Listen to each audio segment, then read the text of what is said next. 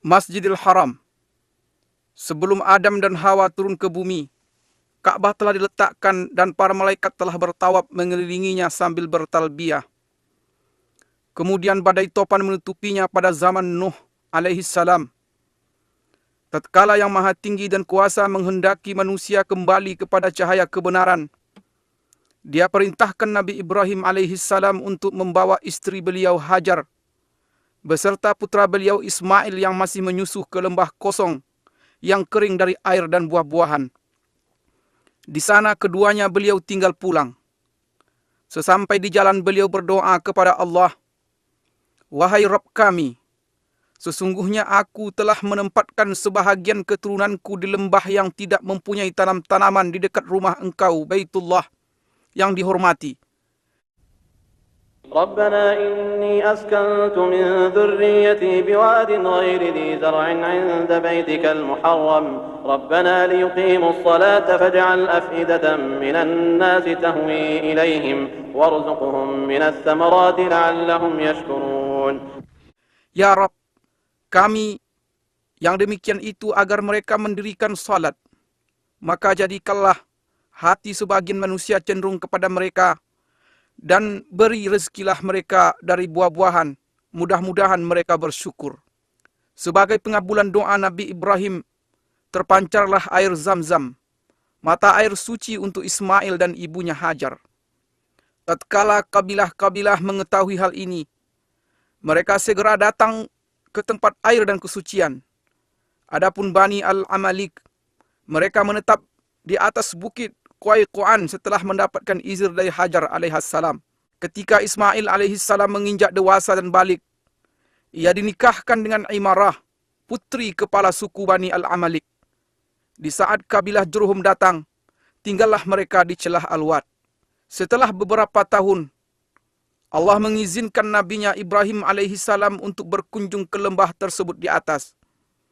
Di sana beliau menanyakan tentang keadaan Ka'bah dan istri beliau. Dikarenakan beliau mendapat istri, anaknya tidak bijak dalam berkata-kata, maka beliau memerintahkannya untuk menyampaikan salam kepada suaminya tatkala pulang, dan memerintahkan agar sang suami merubah pintu gerbangnya. Ismail pun paham akan maksud perkataan ayahnya. Lantas beliau ceraikan wanita tersebut. Tatkala mendengar berita itu, Bani Jurhum segera mengejar kemuliaan pernikahan dengan Nabi Ismail alaihissalam. Dari pasangan inilah akhirnya terlahir kabilah-kabilah Arab yang paling terpandang. Allah menunjukkan kepada Nabi Ibrahim alaihissalam tempat didirikannya Ka'bah dan menentukan sudut-sudutnya. Allah Ta'ala berfirman yang artinya, وَإِذْ بَوَّأْنَا لِإِبْرَاهِيمَ مَكَانَ الْبَيْتِ أَلَّا تُشْرِكْ بِي شَيْئًا وَطَهِّرْ بَيْتِيَ لِلطَّائِفِينَ وَالْقَائِمِينَ وَالرُّكَّعِ السُّجُودِ. Dan ingatlah ketika kami memberikan tempat kepada Ibrahim di tempat Baitullah dengan mengatakan, janganlah kamu menyekutukan sesuatu pun dengan aku, dan sucikanlah rumahku ini bagi orang-orang yang tawaf, orang-orang yang beribadat, serta orang-orang yang rukuk dan sujud.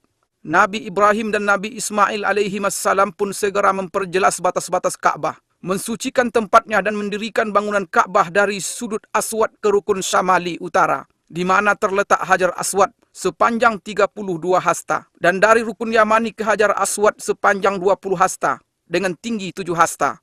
Kemudian keduanya meletakkan Hajar Aswad pada tempatnya dan melakukan tawaf dengan berkeliling 7 putaran. Lantas mereka mulai mengajak manusia ke rumah pusaka ini untuk beribadah kepada Allah dan mensucikan diri dari dosa-dosa dunia. Jatuh hatilah umat manusia ke rumah Allah Baitullah ini dan mereka berlomba-lomba untuk mengunjunginya. Allah Ta'ala berfirman yang artinya, وَأَذِّن فِي النَّاسِ بِالْحَجِّ يَأْتُوكَ رِجَالًا وَعَلَى كُلِّ ضَامِرٍ يَأْتِينَ مِنْ كُلِّ فَجٍّ عَمِيقٍ. Dan berserulah kepada manusia untuk mengerjakan haji. Niscaya mereka akan datang kepadamu dengan berjalan kaki dan mengendarai unta yang kurus yang datang dari segenap penjuru yang jauh.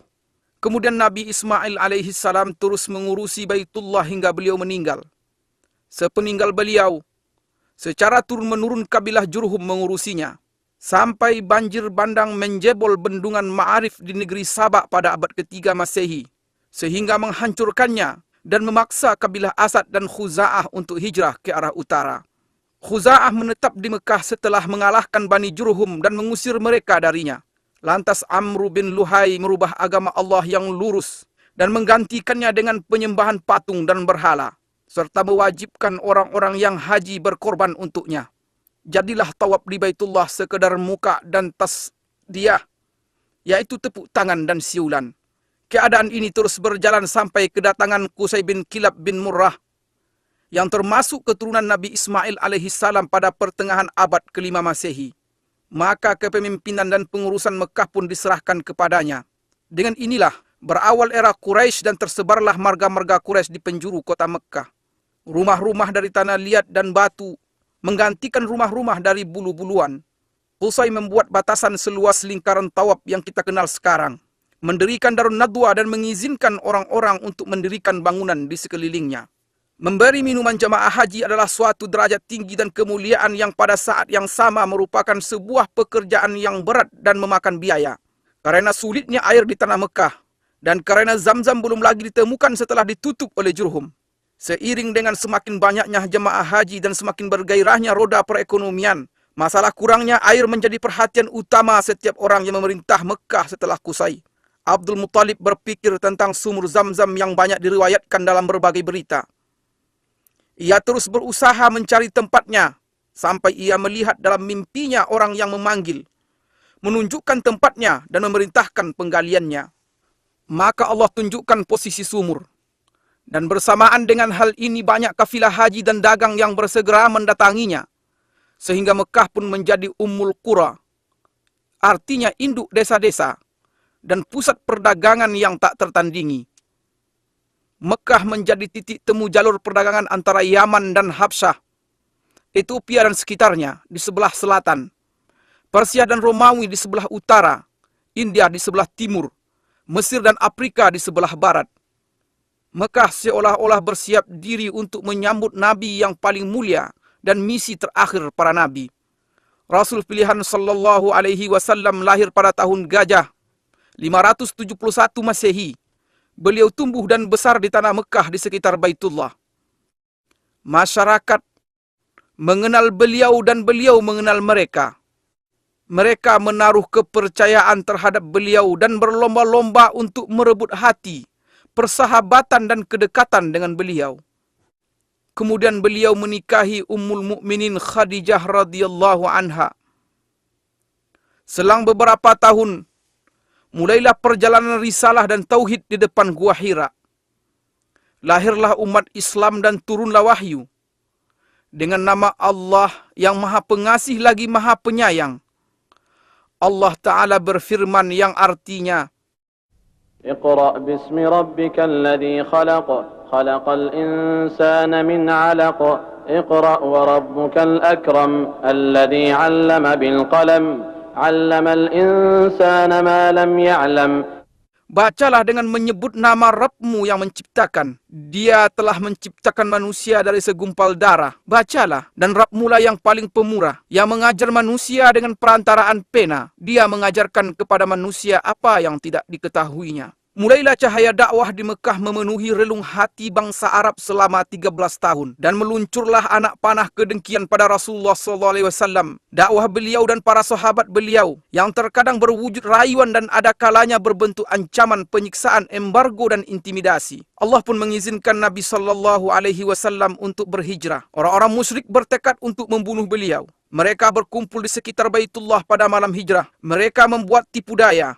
Namun Allah juga membuat tipu daya, dan Allah adalah sebaik-baik yang bertipu daya. Allah Subhanahu wa Ta'ala berfirman yang artinya, وَجَعَلْنَا مِنْ بَيْنِ أَيْدِيهِمْ سَدًّا وَمِنْ خَلْفِهِمْ سَدًّا فَأَغْشَيْنَاهُمْ فَهُمْ لَا يُبْصِرُونَ. Dan kami adakan di hadapan mereka dinding, dan di belakang mereka dinding, dan kami tutup mata mereka sehingga mereka tidak dapat melihat. Keluarlah Rasulullah SAW dari Mekah dengan ditemani Abu Bakar As-Siddiq radhiyallahu anhu menuju Yasrib dengan selamat. Meskipun jalan ke Yasrib adalah arah utara, mereka mengambil jalan ke arah selatan Mekah. Di perjalanan, Rasulullah sallallahu alaihi wasallam menoleh ke negeri tempat beliau menghabiskan masa kecil dan awal dakwah beliau sebagai perpisahan dari seorang yang sangat mencintai Baitullah Al-Haram. Kemudian keduanya berjalan bersama sejauh 10 km hingga sampai di Gunung Sur. Lantas naik sampai di Gua Sur untuk istirahat dan bersembunyi. Abu Bakar radhiyallahu anhu sangat mengkhawatirkan nyawa Nabi Muhammad sallallahu alaihi wasallam. Di lain pihak beliau sallallahu alaihi wasallam tidak terbebani dengan hal ini. Beliau berkata,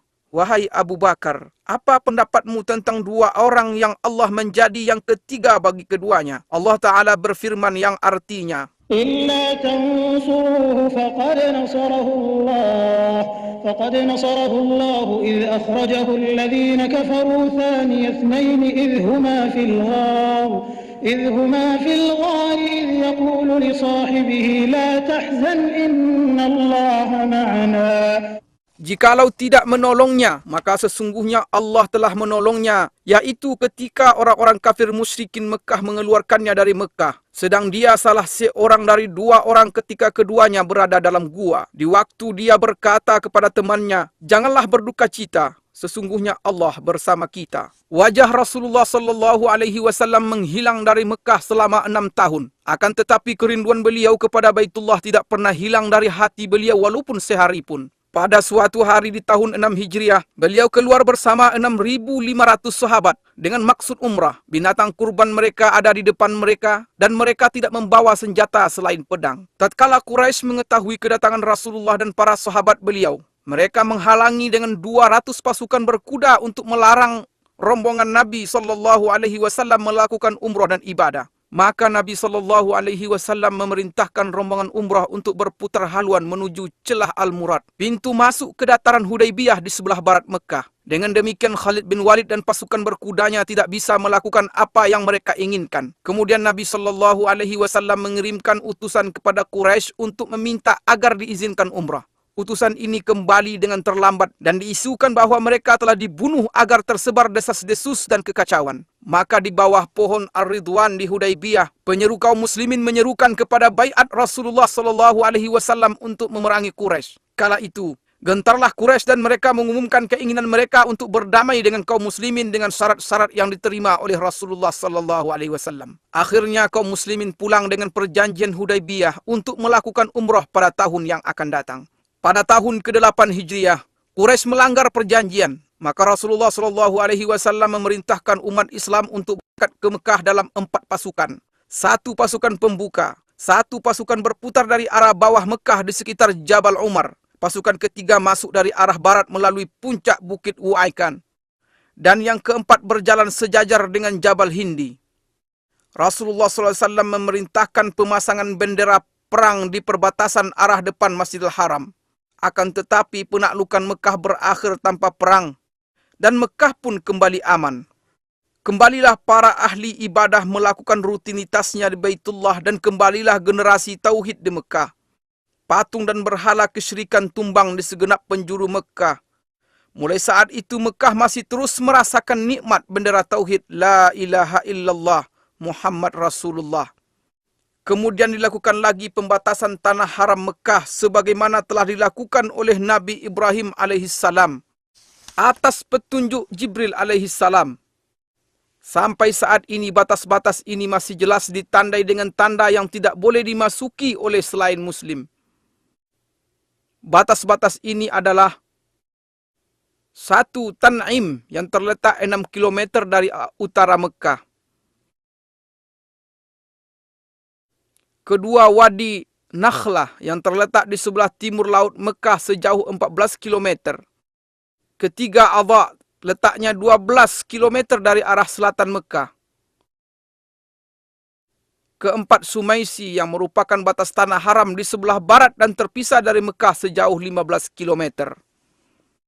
Di dalam Al-Quranul Karim, Mekah Al-Mukarramah disebut di beberapa ayat dengan nama yang berbeda-beda. Di antara nama-nama ini adalah 1. Al-Baladul Haram, artinya tanah haram. Allah Subhanahu wa Ta'ala berfirman yang artinya, "Aku hanya diperintahkan untuk menyembah Rabb negeri ini, yang telah menjadikannya haram dan kepunyaannya lah segala sesuatu." Kedua, Ummul Qura, artinya induk desa-desa. Allah Subhanahu wa taala berfirman yang artinya, dan ini Al-Quran adalah kitab yang telah kami turunkan yang diberkahi, membenarkan kitab-kitab yang diturunkan sebelumnya, dan agar kamu memberi peringatan kepada penduduk Ummul Qura. Yang ketiga, Al-Baladul Amin, artinya kota yang aman. Allah Subhanahu wa taala berfirman yang artinya, demi buah tin dan buah zaitun, dan demi bukit Sinai, dan demi bukit Sinai, dan demi kota Mekah ini yang aman. Yang keempat, Ma'ad, artinya tempat kembali. Allah Subhanahu wa taala berfirman yang artinya, sesungguhnya yang mewajibkan atasmu melaksanakan hukum-hukum Al-Quran benar-benar akan mengembalikan kamu ke tempat kembali. Yang kelima, Mekah. Allah Subhanahu wa taala berfirman yang artinya, dan dialah yang menahan tangan mereka dari membinasakan kamu dan menahan tangan kamu dari membinasakan mereka di tengah kota Mekah. Yang keenam, Bakkah. Allah Subhanahu wa taala berfirman yang artinya, sesungguhnya rumah yang mula-mula dibangun untuk tempat beribadah manusia ialah Baitullah yang di Bakkah, yang diberkahi dan menjadi petunjuk bagi semua manusia. Mekah pada awal era Saudi adalah percontohan untuk seni penataan kota di mana gang-gangnya yang sempit bertemu di Masjidil Haram yang merupakan jantung dan ruhnya.